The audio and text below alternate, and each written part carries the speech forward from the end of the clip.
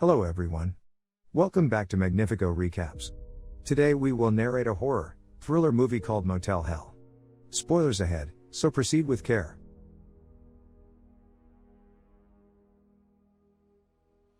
Farmer Vincent Smith and his younger overweight sister Ida live on a farm with a motel attached to it in an unnamed deep south state. It's called Motel Hello, but the O on the sign constantly flicks on and off, hence the opening title of Motel Hell. Vincent makes smoked meat said to be the most delicious in the surrounding area. Vincent's secret is human flesh, and Vincent has the areas around his isolated motel strewn with various booby traps to catch victims. The victims are placed in a secret garden where they are buried up to their necks and have their vocal cords cut so they cannot scream. Vincent keeps them in the ground, feeding them special food, until they are ready and then kills them. Ida helps, and seems to enjoy it, whereas Vincent seems rather calm and certain in his belief he's not doing anything wrong. Vincent even refers to the people he's captured as animals. The movie opens with Vincent going out one night and shooting out the tires of a motorcycle a couple is riding on. The male, Beau, is placed in the garden, but Vincent takes a shine to the young female, Terry, and brings her to the motel to help her recover from her injuries, much to Ida's displeasure. The next morning, Vincent's naive and mild-mannered younger brother Sheriff Bruce, who, unlike Ida, is not aware of his brother's secret, arrives, and Vincent tells Terry that her boyfriend died in the accident and that he buried him. A trip to the graveyard shows a crude grave marker placed there by Vincent. Terry, having nowhere else to go, decides to stay at the motel. Most of the film consists of Vincent, with Ida's help, capturing more victims for his garden. One of the first on-screen victims is a local health inspector for Vincent's pigs who spies the hidden garden by chance, goes to investigate, and then becomes part of it. The next evening, a van full of drugged-up band members are driving past the area of the motel in which Vincent blows their tires out by laying out spikes in the road and captures them. At the same time, Vincent uses his folksy charm to woo Terry, much to Bruce's dislike, who tries to woo her himself without much success. Another night later, Vincent captures more victims by placing a pack of cardboard cows on the road. When a car containing two women pass by, one gets out and when she goes to move the cows, Vincent gasses her. The other woman gets in the driver's seat and plows through the cardboard cows and attempts to flee. Vincent chases after her in his pickup truck in which a long car chase ensues. The woman in the car apparently faints from the stress of her terror in which her car goes off the road and into a nearby pond where she drowns. Meanwhile, Bruce attempts again to woo Terry by taking her to a spot overlooking a local drive-in theater where they attempt to watch a movie on the big screen only when Bruce overhears the other woman over his police car's CB radio attempting to call for help for she is being chased. Bruce tries to start up the car, but it gets stuck in the mud. Bruce ends up falling into a mud puddle attempting to push his car free. That same night, the mud-covered Bruce drops Terry off back at the motel where he questions Vincent and Ida about the mysterious chatter over the CBs and Vincent suggests that it was just teenage kids playing a prank. After Bruce leaves, a pair of swingers show up at the motel with a false ad that the motel is a swingers' paradise which is titled Vincent's Motel. After putting Terry to bed, Vincent and Ida enter the couple's motel room where they gas both of them and add them to their back garden.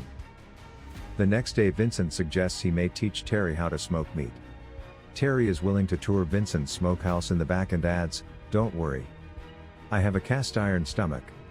Ida finds out about this and, jealous of Terry's hold over Vincent, attempts to drown her in the nearby pond, by luring her out there to play on inner tubes, but Vincent comes in time and saves her. This proves to be a catalyst for Terry, who tries to seduce Vincent. He stops her, claiming it would not be proper until they are married, and she then agrees to marry him.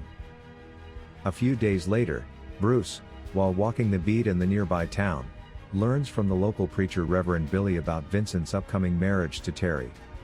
Unhappy that he's lost Terry, Bruce drives down to the motel once he hears the news and bursts into Terry's bathroom to protest Terry's choice, and during his rant to slander his brother claims his brother has syphilis of the brain, which might explain Vincent's calmness towards murder and cannibalism, but Vincent appears and chases his brother off with a shotgun. Having decided to have the wedding tomorrow, Vincent, Terry, and Ida share a glass of champagne, but Ida drugs the champagne to knock Terry out so she and Vincent can prepare some of the garden victims, presumably for the wedding feast tomorrow. Meanwhile, Bruce, still angry over losing Terry, starts doing some detective work on a few strange things he's noticed and starts to feel that something is not quite right at his brother's farm. After looking around, Bruce finds a pond near the motel which is filled with dozens of abandoned cars from the various passers-by that Vincent has captured. Vincent and Ida kill 3 of the band members, by hypnotizing them, then tying nooses around their necks, attaching the rope to a tractor, and driving the tractor to break their necks, and pull them out of the ground to take to Vincent's meat processing plant. However, doing so seems to loosen the dirt around Bo, as he begins to try to escape. Bruce sneaks back to the motel to try to rescue Terry, but Ida returns to the motel for a snack and overhears Bruce trying to get Terry to leave. Ida ambushes Bruce when he leaves the room and knocks him out, and then takes Terry at gunpoint to the meat processing plant. Meanwhile, Bo escapes and frees the other victims in the garden.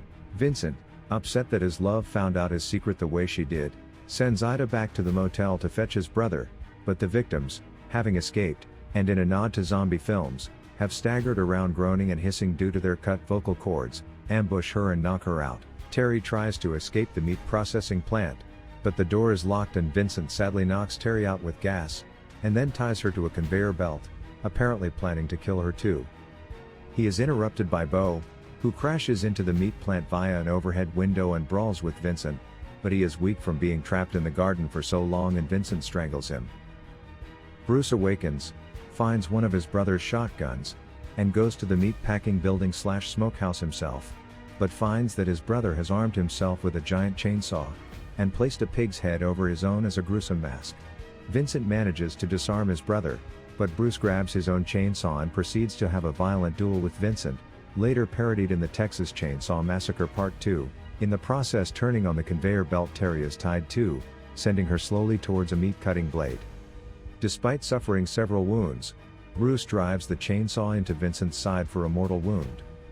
Bruce frees Terry and then returns with her to his wounded brother, who gasps his final words, leaving the farm and secret garden to Bruce, and then lamenting that his whole life was a lie and he was the biggest hypocrite of all. My meat. I used preservatives before he dies. Bruce and Terry go to the secret garden and find Ida buried in it as revenge. Head first. Of the victims there is no sign of them.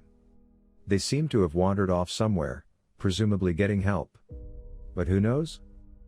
In the final scene, Bruce and Terry then head past the motel, while Bruce comments on how he had no idea what was going on and was glad he'd run away when he was 11. Terry suggests they just burn the motel, claiming it's evil. The movie ends with a sign saying Motel Hello finally fully shorts out, permanently darkening the O and leaving the title, Motel Hell as the end credits roll.